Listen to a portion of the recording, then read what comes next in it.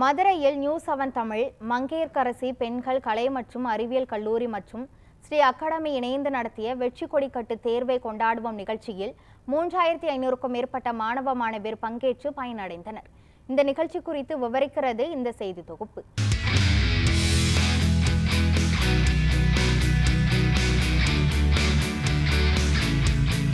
நூற்றுக்கு 100 பேர் +2 தேர்வு எழுதினால் 16 பேர் தான் உயர் கல்வி வருகிறார்கள். அதில் ஆண்கள் சற்று மாறுபட்டவர்கள், மாணவர்கள் 37% உயர் கல்வி பெறுகிறார்கள். ஆனால் பெண் கல்வியில வெறும் 21% மட்டுமே கல்லூரி படிப்புக்கு செல்லுகிறார்கள்.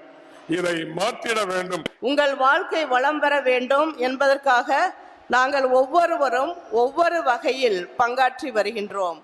அந்த வகையில் நியூ7 தமிழ் தொலைக்காட்சி சுமார் 9 ஆண்டுகளாக சமூக அக்கறையுடன் சாதாரண மக்களின் வாழ்க்கை மேம்பட வெளிப்படைத்தன்மையுடன் பல்வேறு முன்னெடுப்புகளை செய்து வருகிறார்கள்.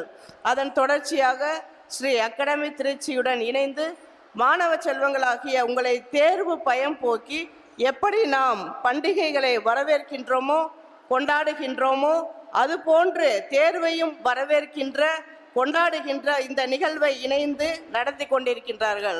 இப்போ உங்களுக்கு இருக்க போறது ரொம்ப கம்மியான நாள் தான்.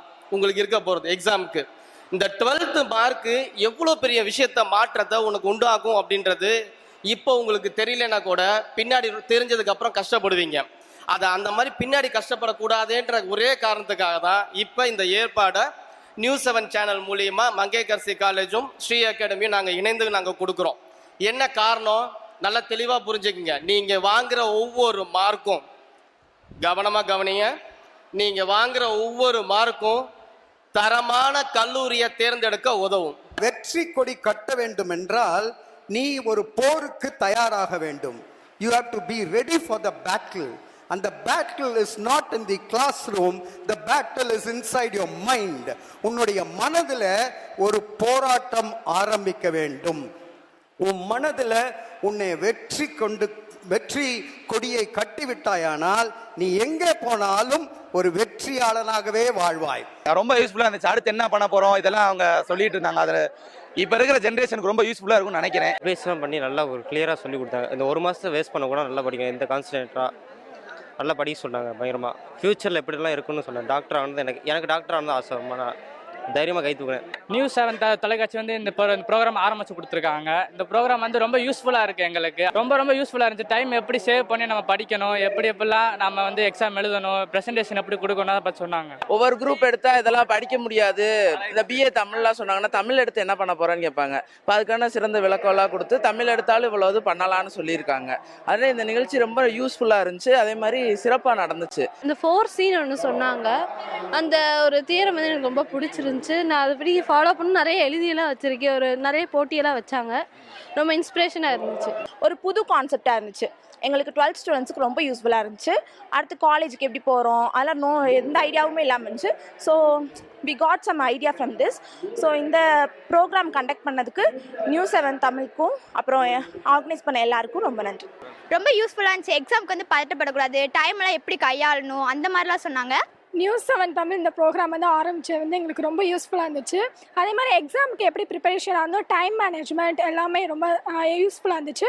அதே மாதிரி நம்ம 12th மார்க் எவ்வளோ இம்பார்ட்டன்ட் அப்படின்னு அவங்க சொன்னாங்க. 12th 10th நம்ம மார்க் எவ்வளோ அடுத்து போக போக என்னென்ன லெவலில் படிக்கணும் அவங்களாம் சொன்னது ரொம்ப இம்பார்ட்டண்டாக இருந்துச்சு. மோட்டிவேஷனாக ரொம்ப வந்து எங்களுக்கு யூஸ்ஃபுல்லாக இருந்துச்சு. நாங்கள் நல்லா வந்து காலேஜ்லாம் இங்கே வந்து சேரலாம் ரொம்பவே எங்களுக்கு நல்லா ஹெல்ப்ஃபுல்லாக இருந்துச்சு. எக்ஸாம் எழுதலான்னு ஒரு நல்ல ஐடியா கிடச்சிச்சு. நல்லா இருந்துச்சு. நல்ல ஒரு எக்ஸ்பீரியன்ஸாக இருந்துச்சு. அரஸ்பள்ளியிலேருந்து இந்த மாதிரி ஒரு ப்ரோக்ராம் கூட்டு வந்துருக்கிறது ரொம்ப ஹாப்பியாக இருக்குது.